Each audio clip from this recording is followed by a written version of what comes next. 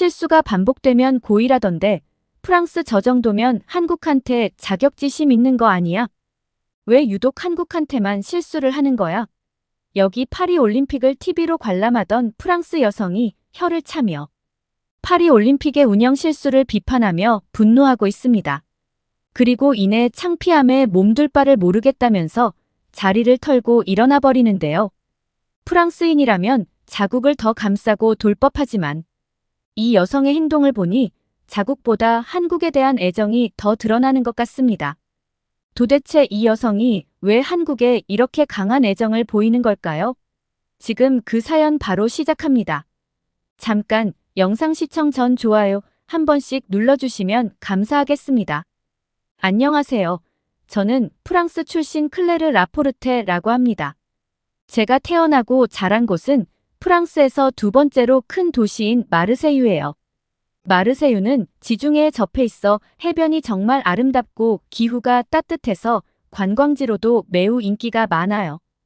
이 아름다운 도시에서는 파리 올림픽의 요트 경기가 열릴 예정이고 세계인들이 아름다운 마르세유의 해변을 알게 되겠죠. 너무나 자랑스럽긴 합니다. 하지만 요즘 저는 파리 올림픽 때문에 부끄러워서 얼굴을 못 들고 다닐 지경이에요. 시도 때도 없이 얼굴이 붉어져서 지인들이 저를 보면 무슨 일이 있냐고, 표정이 안 좋아 보인다고 안부를 묻곤 한답니다. 사실 전 지금 한국에서 살고 있어요. 어떻게 한국에 와서 살게 되었는지 궁금하실 텐데요. 제 소개를 짧게 할게요. 사실 전 제 소개보다 지금 엉망진창인 파리 올림픽에 대한 분노가 치밀어서 그 이야기를 더 많이 하고 싶거든요. 저는 평생을 마르세유에서 보내다가 파리 소재의 명문 대학에 입학하게 되면서 처음으로 파리로 오게 되었어요. 대학에서 국제 비즈니스를 전공하며 열심히 공부했고 졸업 후에는 한 다국적 기업에 입사해 파리에서 일하기 시작했죠. 그러던 중 회사에서 한국으로의 파견 기회를 얻게 되었고 그 기회를 놓칠 수 없어서 한국으로 가게 되었어요. 그리고 한국에서 제 인생이 크게 바뀌었죠. 한국에서 지금의 남편을 만나게 되었고 우리는 곧 결혼했습니다. 그리고 한국에서 신혼생활을 즐기며 행복하게 지내고 있었어요. 하지만 지금은 이 모든 행복을 잠시 뒤로 하고 파리 올림픽의 엉망진창인 모습을 보고 있자니 너무도 답답합니다. 프랑스에서 이런 일이 일어나는 것을 보고 있자니 자랑스러워야 할 올림픽이 오히려 창피할 뿐입니다. 원래 제가 프랑스에서만 쭉 살아왔다면 이번 파리 올림픽의 실수들에 대해 그저 실망하는 정도로만 느꼈을지도 모르겠어요. 그런데 한국인 남편을 만나고 한국에서 생활하면서 한국이라는 나라와 사람들에 대해 더 깊은 애정과 자부심을 가지게 되었어요. 저는 제가 거의 반한국인이나 다름없다고 생각할 만큼 한국에서 사는 나날이 정말 너무도 좋거든요. 그래서 이번 파리 올림픽에서 유독 한국에만 실수를 반복하는 모습을 보면서 그저 실수로만 넘길 수 없는 분노가 치밀어 오릅니다. 프랑스의 자국민으로서도 창피하지만 한국과 관련된 이러한 실수들은 제가 사랑하는 나라와 사람들이 부당한 대우를 받는 것처럼 느껴져 더욱 화가 나더라고요. 처음 파리 올림픽 개막식을 보면서 솔직히 자부심보다는 민망함이 먼저 들었습니다. 특히 최후의 만찬을 패러디한 장면은 정말 충격적이었어요. 예술적 표현을 시도한 것이겠지만 그 장면이 전 세계 관객들 앞에서 연출된다는 사실이 마냥 자랑스럽지만은 않았습니다. 프랑스가 문화적으로 풍부한 나라이긴 하지만 개막식에서 그런 논란의 소지가 있는 연출을 선택했다는 게 이해되지 않았고 그 순간 프랑스인으로서 참으로 창피했습니다. 전통과 상징을 중요시하는 많은 사람들에게 어떻게 비춰졌을지 걱정도 되었고 프랑스의 문화적 감각이 오히려 오해를 불러일으킬까 두렵기도 했습니다. 파리 올림픽의 개막식에 세계의 이목이 집중된 순간 프랑스가 보여준 것이 이것뿐인가 싶어 참으로 씁쓸했어요. 그때 남편과 같이 개막식을 TV로 시청했는데 남편은 이 장면을 보고 어떻게 생각할까 싶어 힐끔힐끔 눈치를 봤습니다. 사실 남편도 프랑스인인 저와 결혼하지 않았다면 그 자리에서 파리올림픽 욕을 엄청 했을 것 같거든요. 하지만 남편은 저와 제 나라인 프랑스를 존중해왔기에 아무런 비판도 하지 않았는데도 오히려 제가 민망해서 미치겠더라고요. 그런데 개막식 자체도 충분히 충격적이었는데 그게 끝이 아니더군요.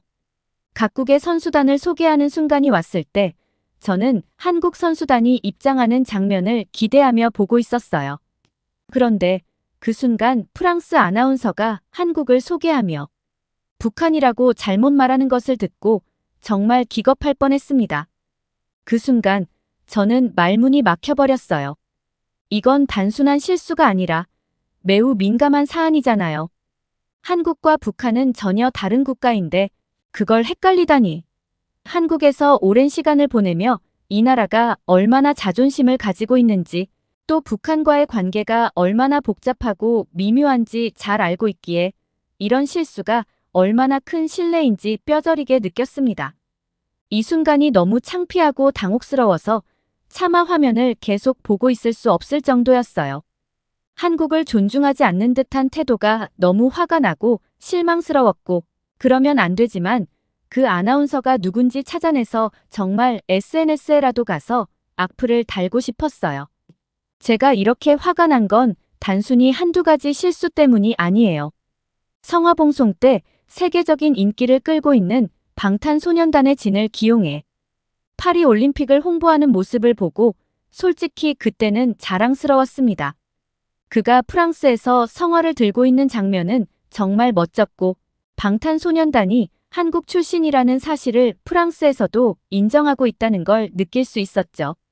그런데 그 과정에서 분명히 방탄소년단 진의 출신이 한국이라는 걸 알았을 텐데 어떻게 그걸 다 알고서도 방탄소년단의 나라인 한국을 북한으로 소개할 수 있었는지 정말 이해할 수가 없습니다. 이건 단순한 실수로 넘어갈 문제가 아니에요. 세계적으로 영향력 있는 인물을 통해 한국을 분명히 알고 있으면서도 이런 심각한 오류를 저지른다는 건 정말 무책임하고 무례한 행동이라고밖에 생각되지 않습니다. 방탄소년단의 인기를 이용해 파리올림픽을 홍보할 땐 좋았지만 정작 한국에 대한 기본적인 존중조차 보여주지 않은 이 상황이 어이가 없더라고요. 프랑스의 이런 모습에 자국민으로서도 한국을 사랑하는 사람으로서도 참을 수 없는 분노가 치밀어 오르더라고요. 남편도 그 순간에는 표정이 굳어지더니 깊은 한숨을 쉬었어요.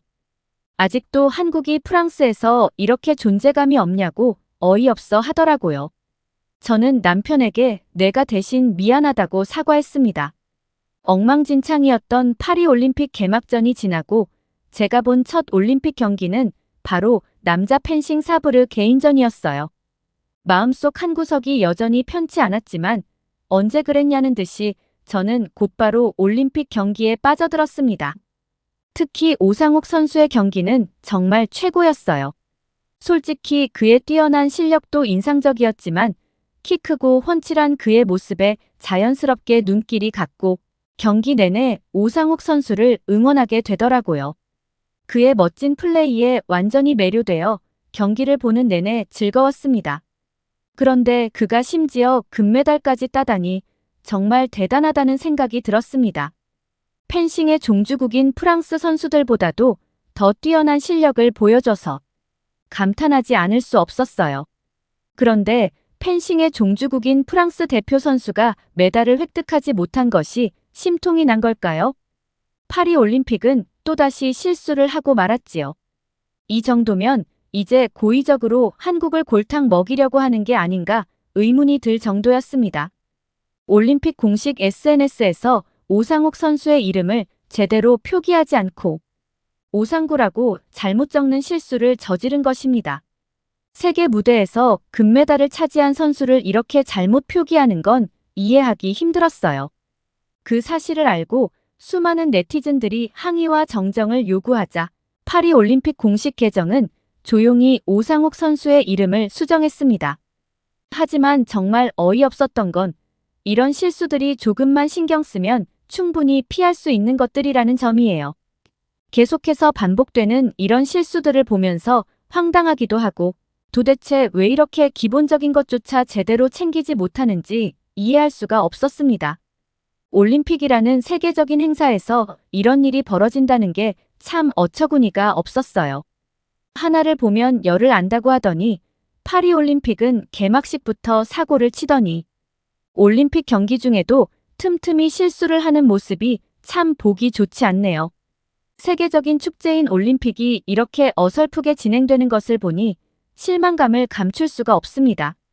작은 실수들이 쌓이다 보니 이제는 과연 이런 실수들이 우연인지 아니면 더 깊은 문제가 있는 건 아닌지 의심스러울 지경입니다. 프랑스가 한국에게 무슨 악감정이라도 있는 걸까요?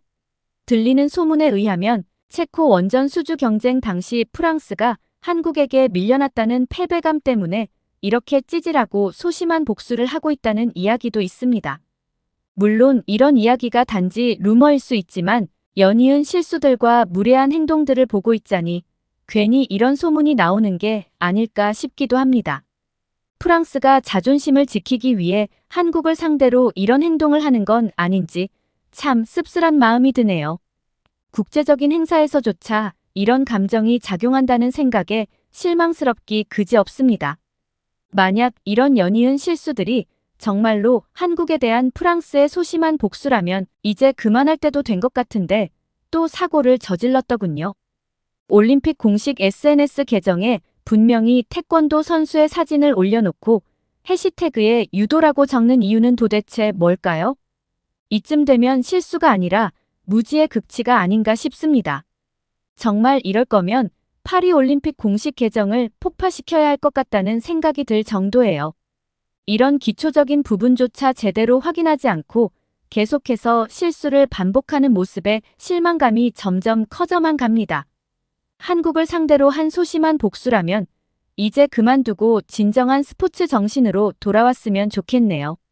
하지만 이런 실수 연발의 파리올림픽에서도 한국 선수들은 굴하지 않고 메달을 척척 따는 모습이 정말 인상 깊었어요.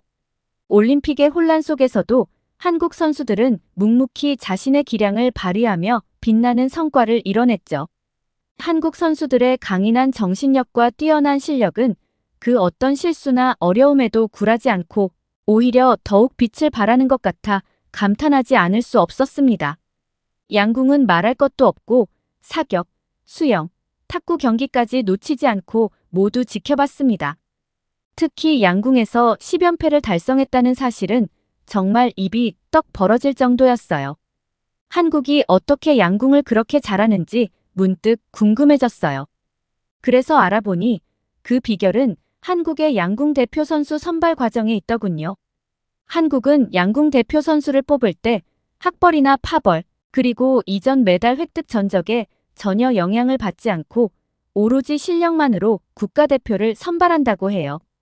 이 공정하고 철저한 경쟁 시스템 덕분에 최고의 실력을 가진 선수들이 선발되고 그들이 세계 무대에서 꾸준히 좋은 성적을 내는 것이죠. 실력이 최우선이라는 이 원칙이 한국 양궁의 압도적인 강세를 유지하는 비결이 아닐까 싶습니다. 물론 프랑스의 메달 소식도 기쁘게 보고 있어요. 우리나라 선수들이 좋은 성적을 거두는 걸 보면 자랑스러운 마음이 들죠. 다만 제가 지금 한국에 살고 있다 보니 저도 모르게 한국 선수들을 더 응원하게 되는 것 같아요. 한국에서의 생활을 통해 이 나라와 사람들에 대한 애정이 깊어졌고 자연스럽게 한국 선수들의 승리를 바라게 되더군요. 그래서 이번 올림픽에서는 한국의 메달 소식에 더 큰 기쁨을 느끼게 되는 것 같습니다. 그런데 제가 이런 마음이 드는 이유는 프랑스를 떠나 한국에서 지내기 전까지는 저도 프랑스 사회가 얼마나 많은 면에서 뒤떨어지고 문제가 많은지 몰랐어요. 그런데 한국에 와서 살아보니 그동안 제가 미처 알지 못했던 프랑스의 문제점들이 눈에 띄기 시작했어요. 한국의 효율적이고 체계적인 사회 시스템, 그리고 빠르게 발전하는 모습들을 보면서 프랑스가 가진 여러 한계와 부조리가 더 분명히 보이게 된 거죠. 어쩌면 그래서 제 마음 한편에는 자국인 프랑스를 외면하고 싶은 마음이 생긴 것 같아요. 프랑스가 자랑스러운 동시에 이제는 그 문제점들을 인정하고 싶지 않은 복잡한 감정이 드는 것도 사실입니다. 일단 파리에서는 당연하게 받아들였던 것들이 한국에서는 전혀 볼 수 없는 것들이 있었습니다. 첫 번째는 바로 쥐와 소매치기, 노상방뇨로 인한 길거리에서 나는 악취였는데요. 파리에서는 쥐를 거리에서 보는 일이 그리 드문 일이 아니었고 소매치기 역시 항상 조심해야 했어요.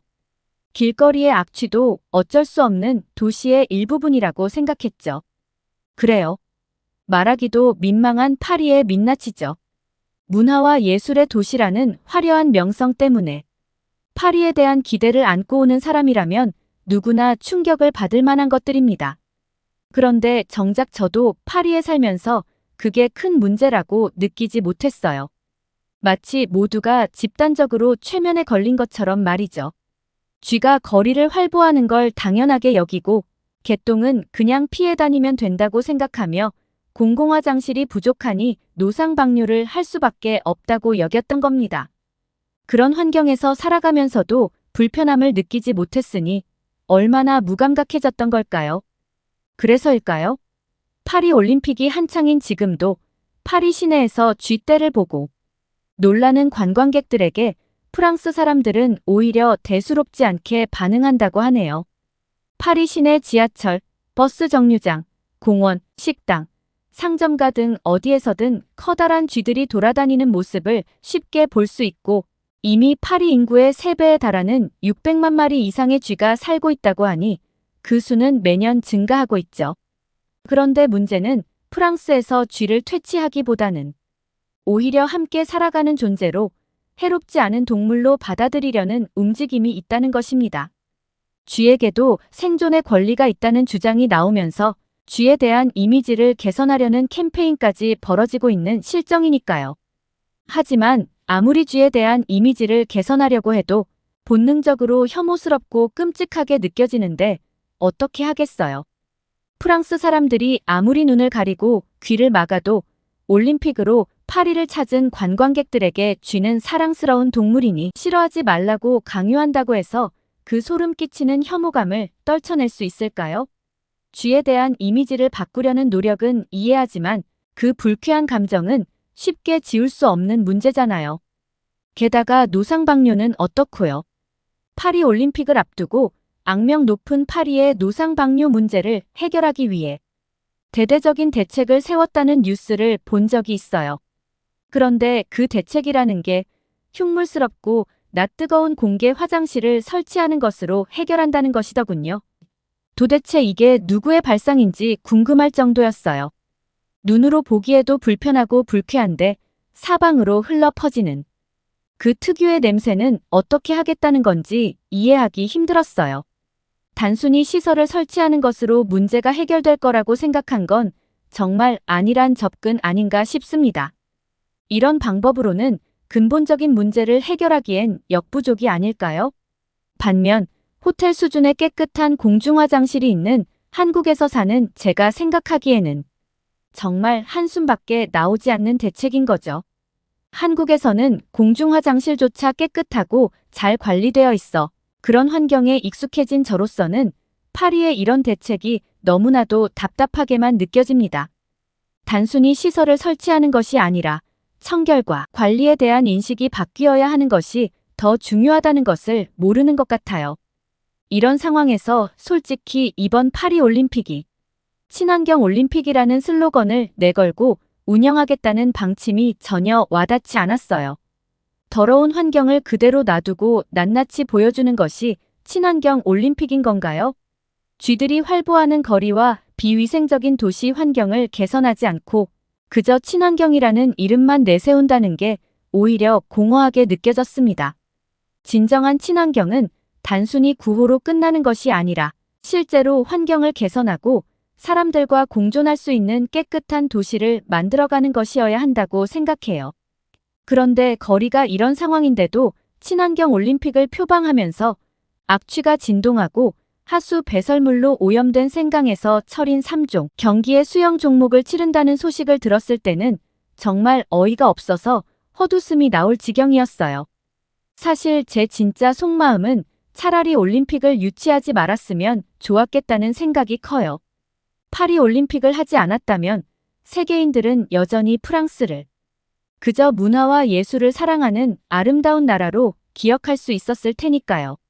올림픽을 통해 드러난 여러 문제들로 인해 프랑스의 이미지는 오히려 타격을 입고 있는 것 같아요.